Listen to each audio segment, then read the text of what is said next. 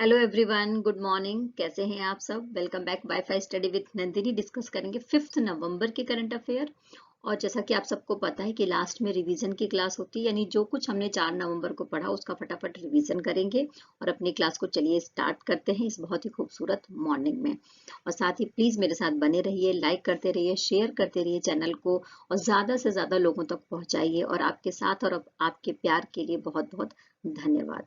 तो चलिए स्टार्ट करते हैं। सबसे पहले हम बात करेंगे वर्ल्ड सुनामी अवेयरनेस डे के बारे में, यानी कि विश्व सुनामी जागरूकता दिवस हर साल 5 नवंबर को मनाया जाता है, जिसके बारे में संयुक्त राष्ट्र महासभा के द्वारा 2015 में अनाउंसमेंट करी गई थी 22 दिसंबर को। और उसके बाद 2016 से ही ये दिन हम मना रहे हैं। सुनामी क्या है इसके ऊपर बात कर। देखो, जिसमें सुनामी शब्द का मतलब क्या होता है इसको समझ लेते हैं। तो सुनामी शब्द जापान से लिया गया है, जिसमें शू का मतलब होता है बंदरगाह और नामी का मतलब होता है लहर। क्या मतलब होता है? लहर। तो सुनामी का मतलब हो गया कि बंदरगाह की लहर। देखो क्या होता है कि जब समुद्र में भूकंप आता है, ठीक है, तो महासागर में जब भूकंप आता है तो समुद्र की जो प्लेट्स होती हैं, महासागरीय प्लेट्स होती हैं, वो कई मीटर तक खिसक जाती हैं। और इससे क्या होता है कि समुद्र में उथल पुथल मचती है और समुद्र के बीच में आपको लहरों की ऊंचाई कम मिलेगी, लेकिन जैसे जैसे सुनामी धरातल की तरफ आगे बढ़ता है उसकी लहर की ऊंचाई अपने आप बहुत तेजी से बढ़ जाती है, जिसे आप देखते हैं कि बुरी तरीके से बाढ़ आ जाता है। और सबसे भयंकर सुनामी आई थी 2004 में, जो इंडोनेशिया जो प्लेट्स है, महासागरीय प्लेट्स हैं, उसमें ये सुनामी आई थी, जिससे बुरी तरीके से भारत भी प्रभावित हुआ था। और भारत का जो हिंद महासागरीय क्षेत्र है, जो हमारे तटीय राज्य हैं, वो बुरी तरीके से बाढ़ से प्रभावित हुए थे। तो इस तरीके से हमने समझ लिया सुनामी किसे कहते हैं। और नेक्स्ट हम बात करेंगे बायोस्फीयर रिजर्व के लिए अंतर्राष्ट्रीय दिवस मनाया जाता है 3 नवंबर को। और इसके बारे में किसने बताया था? तो इसके बारे में यूनेस्को के द्वारा घोषणा करी गई थी। अच्छा, अब देखो क्या है बायोस्फीयर। बायोस्फीयर का मतलब होता है कि स्थलीय और जो हमारा वन क्षेत्र है, स्थलीय और जो हमारा जलीय क्षेत्र है, उसको कंबाइंड रूप से हम बायोस्फीयर कहते हैं।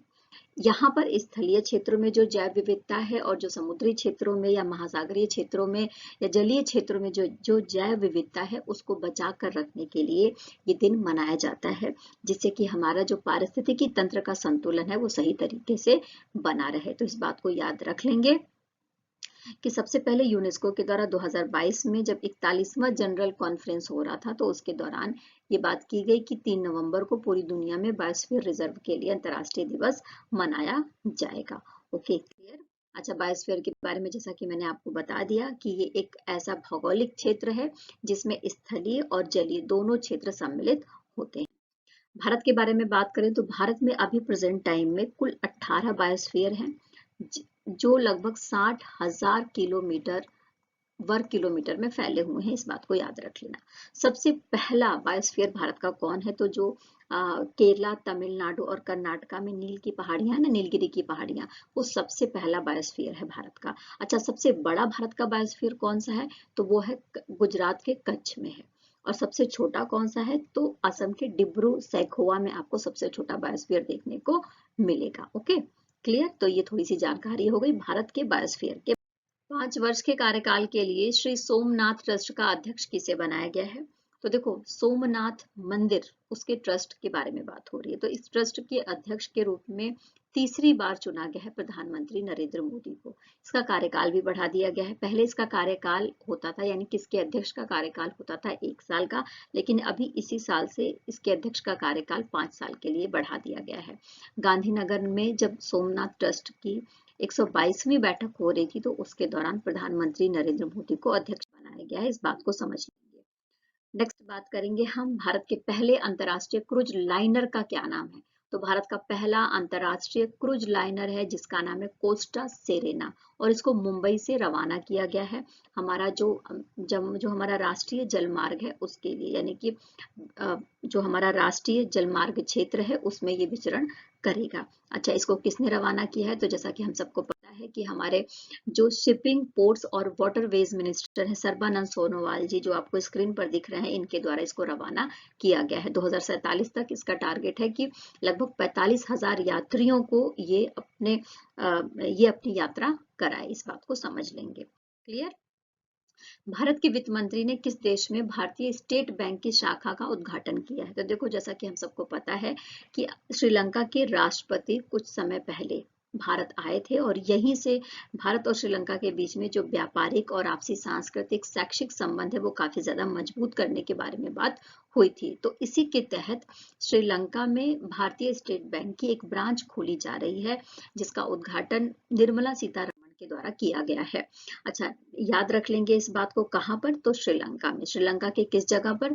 तो श्रीलंका का जो पूर्वी बंदरगाह शहर है जिसका नाम है त्रिंकोमाली, वहां पर इसकी शाखा खोली गई है एसबीआई की।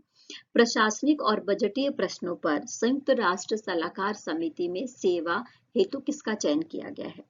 तो देखो, भारत की तरफ से ये भारत का प्रतिनिधित्व तो नहीं कर रहे हैं, पहले ही मैं आपको बता दूं।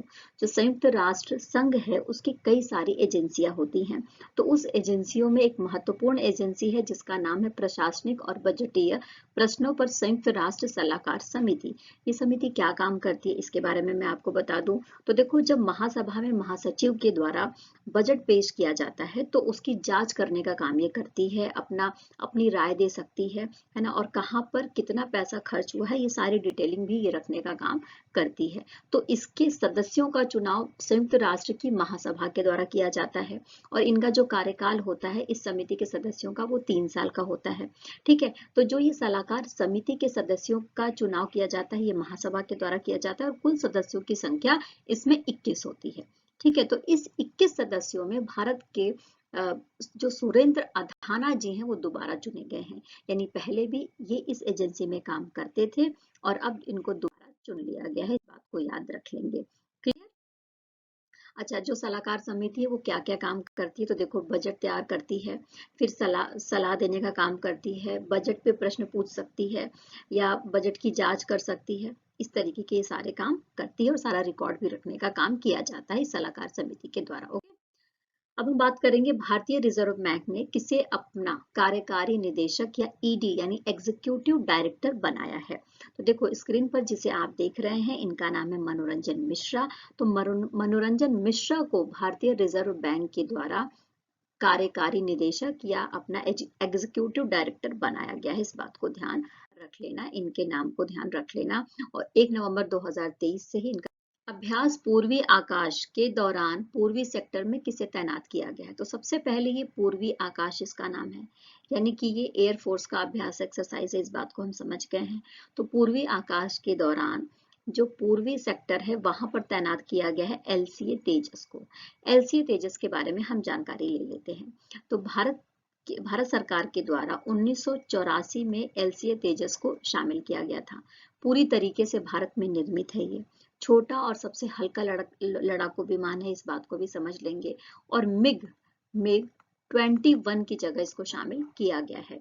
तो किसको तैनात किया गया है पूर्वी आकाश अभ्यास के दौरान? तो एलसीए तेजस को तैनात किया गया है, इस बात को अच्छे से समझ लेंगे। ओके, और ये अभ्यास कब तक चला है? तो 30 अक्टूबर से लेकर 5 नवंबर तक चला है, इस बात को भी ध्यान रख लेना। ओके, अच्छा, साथ में ही कुछ जो हमारा तेजस है उसके बारे में जानकारी ले लेते हैं। तो देखो, तेजस के बारे में जैसा कि मैंने आपको बता दिया कि पूर्वी आकाश के दौरान इसको शामिल किया गया है 1984 में, इसको भारत सरकार के द्वारा शामिल किया गया था। भारत का सबसे छोटा और हल्का लड़ाकू विमान है। अगर इसकी विशेषताओं के बारे में बात करें तो हिंदुस्तान एरोनॉटिक्स लिमिटेड के द्वारा इसको बनाया जाता है, मिग 21 की जगह इसको शामिल किया गया था। और साथ में ही इसकी जो पेलोड कैपेसिटी है वो कितनी है? तो 4000 केजी है। और इसकी स्पीड क्या है? तो 1.8 मैक है। और इसकी रेंज क्या है? तो 3000 किलोमीटर इसकी रेंज है। और ये एक ऐसा लड़ाकू विमान है जो आकाश में ही ईंधन भर सकता है। Okay, clear? भारत में एनबीए की ई कॉमर्स प्लेटफॉर्म को चलाने के लिए एनबीए ने किसके साथ साझेदारी करी है? अब यहाँ पर पहला क्वेश्चन आता है कि ये एनबीए क्या है? तो एनबीए का फुल फॉर्म है नेशनल बास्केटबॉल एसोसिएशन। ठीक है, तो नेशनल बास्केटबॉल एसोसिएशन ने ई कॉमर्स प्लेटफॉर्म के लिए, यानी कि ऑनलाइन बास्केटबॉल से रिलेटेड जो चीजें हैं उनको खरीदने के लिए टाई अप किया है भाने के साथ में। किसके साथ टाई अप किया है? तो भाने के साथ में, इस बात को याद रख लेना, क्योंकि ऑनलाइन जो डिमांड है वो बहुत ज्यादा बढ़ती जा रही है और डिजिटल शॉपिंग बहुत ज्यादा बढ़ता जा रहा है। इस बात को ध्यान में रखते हुए भाने ने nba store.in को पेश किया है। Okay, clear? भारत ने आवाजाही और प्रवासन साझेदारी समझौते पर किसके साथ समझौता किया है? तो देखो, सबसे पहले मैं आपको बता दूं कि हमारे देश के जो विदेश मंत्री हैं एस जयशंकर जी, वो इटली और पुर्तगाल की यात्रा पर गए थे 4 दिनों की। ठीक है, तो जब ये लास्ट दिन वापस आ रहे थे, तो लास्ट दिन ही ये समझौता किया गया है इटली के साथ में। मोबिलिटी और माइग्रेशन पार्टनरशिप एग्रीमेंट है ये। और इसके तहत क्या होगा, इसके तहत भारत के जो छात्र हैं, पेशेवर लोग हैं, या जो इटली में जाकर बसना चाहते हैं, श्रमिक हैं, उनके लिए जो सुविधाएं हैं वो काफी ज्यादा आसान कर दी जाएंगी, और उनसे रिलेटेड जो कठिनाइयां आ रही थी उनको दूर करने का प्रयास किया गया है। Okay, clear. भारत ने शिक्षा के क्षेत्र में सहयोग बढ़ाने के लिए किसके साथ समझौता किया है? तो स्क्रीन पर जिसे आप देख रहे हैं, ये संयुक्त अरब अमीरात से बिलोंग करते हैं, यानी कि यूएई के बारे में बात हो रही है। तो यूनाइटेड अरब अमीरात के बारे में बात हो रही है। तो भारत ने शिक्षा के क्षेत्र में समझौता करने के लिए संयुक्त अरब अमीरात के साथ समझौता किया है। और हमारे शिक्षा मंत्री कौन है? तो धर्मेंद्र प्रधान जी हैं। इनका नाम आप जरूर याद रख लेना। नासा अपोलो के किस अंतरिक्ष यात्री का निधन हो गया है? देखो, ये नासा अपोलो से रिलेट करते हैं। जो अपोलो था, अंतरिक्ष यान में फंस गया था, तो उसको सही तरीके से पृथ्वी पर वापस लाने में इनका महत्वपूर्ण योगदान रहा है। इनका नाम है थॉमस केनेथ मैंडिंगली 2, और इनका निधन हो गया है 87 वर्ष की उम्र में। अच्छा, अगर मैं इनके बारे में चर्चा करूं, इनके बारे में बात करूं, तो सबसे पहले इन्होंने 1966 में नासा के साथ अपनी यात्रा शुरू करी थी, यानी कि नासा में ये शामिल हुए थे 1966 में। और इनको 13 अंतरिक्ष यान, जो अपोलो 13 अंतरिक्ष यान है, उसको सही सलामत पृथ्वी तक लाने में इनकी जो महत्वपूर्ण भूमिका रही। अपोलो 16 जो मिशन था, है ना, उसमें भी इनको याद किया जाता है, क्योंकि अपोलो 16 मिशन के तहत 1972 में पहली बार इन्होंने एक अंतरिक्ष यात्री के रूप में उड़ान भरी थी। अच्छा, अपोलो 13 के ऊपर बेस्ड मूवी है, उसके बारे में बात कर लेते हैं। तो अपोलो 13 नाम की एक मूवी बनी है। साथ में अपोलो 13 की कहानी है last moon the perilous voyage of Apollo 13। तो इस पुस्तक के माध्यम से, जो 1995 में आई थी, इसके माध्यम से अपोलो 13 को सही तरीके से चित्रित किया गया है। तो अब हम रिवीजन कर लेते हैं जो हमने 4 नवंबर को पढ़ा उसका फटाफट। तो प्रतिष्ठित केरल ज्योति पुरस्कार से किसे सम्मानित किया गया था? तो हमने पढ़ा था, मलयालम लेखक है, इनका नाम है टी पद्मनाभन। इनको केरल ज्योति पुरस्कार से सम्मानित किया गया था। कुछ दिन पहले ही केरल की सरकार ने अपने अपने राज्य में केरल पुरस्कार देने की घोषणा करी थी, जिसमें 3 पुरस्कारों के बारे में बात किया गया था, केरल ज्योति, केरल प्रभा और Kerala Shri. Okay, world cup में भारत के सबसे सर्वाधिक विकेट लेने वाले गेंदबाज कौन बन गए हैं? तो मोहम्मद शमी के नाम ये रिकॉर्ड है। सबसे ज्यादा वर्ल्ड कप में भारतीय गेंदबाज जिन्होंने विकेट लिया है वो है मोहम्मद शमी जी। ओके, हुरून इंडिया द्वारा जारी परोपकार सूची में 2023 में किसको शीर्ष स्थान पर रखा गया? यानी कि जो हुरून है वो क्या करती है, वो इंडेक्स जारी करती है इंडिया के ऊपर, उसने इंडेक्स जारी करा है। और ये जो इंडेक्स है वो सबसे ज्यादा परोपकारी उद्यमी लोगों की है, तो जिसमें शिव नादर का नाम आता है, जो फर्स्ट नंबर पे है। और सेकंड नंबर पे कौन है? तो सेकंड नंबर पे अजीम जी प्रेम जी। ओके, पर्यटन को बढ़ावा देने के लिए किस देश ने भारतीय नागरिकों के लिए वीजा मुक्त प्रवेश की घोषणा करी है? कुछ दिन पहले हमने श्रीलंका के बारे में ये बात पढ़ा था कि श्रीलंका जो है भारतीय नागरिकों को टूरिज्म को बढ़ावा देने के लिए अपने यहाँ वीजा फ्री कर रहा है। और अब यही काम कर रहा है थाईलैंड। थाईलैंड ने नवंबर से लेकर मई तक के लिए ये विशेष सुविधा दी है भारतीय टूरिस्ट को। अमेरिकी सेना के द्वारा किस बैलिस्टिक मिसाइल का सफल परीक्षण किया गया है? तो मिन्यूट मैन थर्ड का जो एक बैलिस्टिक मिसाइल है, इसका परीक्षण किया गया है सफलतापूर्वक। 2024 में किस दूरसंचार मानकीकरण सभा की मेजबानी कौन सा देश करेगा? तो देखो, भारत इस विश्व दूरसंचार मानकीकरण सभा की जो अध्यक्षता है, जो मेजबानी है, वो करने वाला है 2024 में। भारत में खाना पकाने की प्रथाओं को बदलने के लिए राष्ट्रीय कुशल पाक कला कार्यक्रम किसने शुरू करा है? तो ये जो राष्ट्रीय कुशल पाक कला कार्यक्रम है, ये शुरू किया गया है EESL के तहत। इसके तहत जो ऊर्जा सेविंग कुकिंग स्टोव्स होते हैं, उसका भी वितरण किया जाएगा, यानी किस तरीके से कम ऊर्जा पर खाना पकाया जा सकता है, इस बात के ऊपर प्रशिक्षित किया जाएगा लोगों को, और इस बात के लिए अवेयरनेस पैदा किया जाएगा।